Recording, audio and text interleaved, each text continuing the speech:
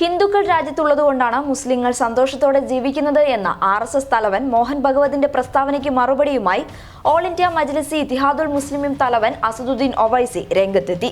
ഹിന്ദു എന്ന പേരിട്ട് വിളിച്ചാലും തന്റെ ചരിത്രം മായ്ക്കാൻ മോഹൻ ഭഗവതിന് ആകില്ല എന്നാണ് ഒവൈസി ട്വിറ്ററിൽ കുറിച്ചത്.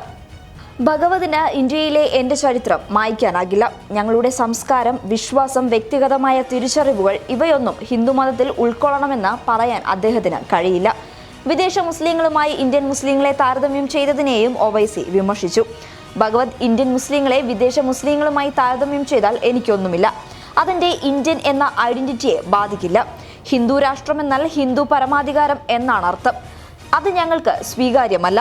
ഞങ്ങൾ സന്തോഷവാന്മാരാണെങ്കിൽ അത് ഭരണഘടനയുടെ മഹത്വമാണ്, അല്ലാതെ ഭൂരിപക്ഷത്തിന്റെ മഹത്വമല്ല. നേരത്തെ ലോകത്തിലെ തന്നെ ഏറ്റവും സന്തുഷ്ടരായ മുസ്ലിങ്ങൾ ഇന്ത്യയിലാണുള്ളതെന്ന്, ഇതിന് കടപ്പെടേണ്ടത് നമ്മുടെ ഹൈന്ദവ സംസ്കാരത്തോടാണ് എന്നും മോഹൻ ഭഗവത് പറഞ്ഞിരുന്നു. ഇതിനെതിരെയാണ് ഒവൈസി വിമർശനവുമായി രംഗത്തെത്തിയത്. News desk public Kerala.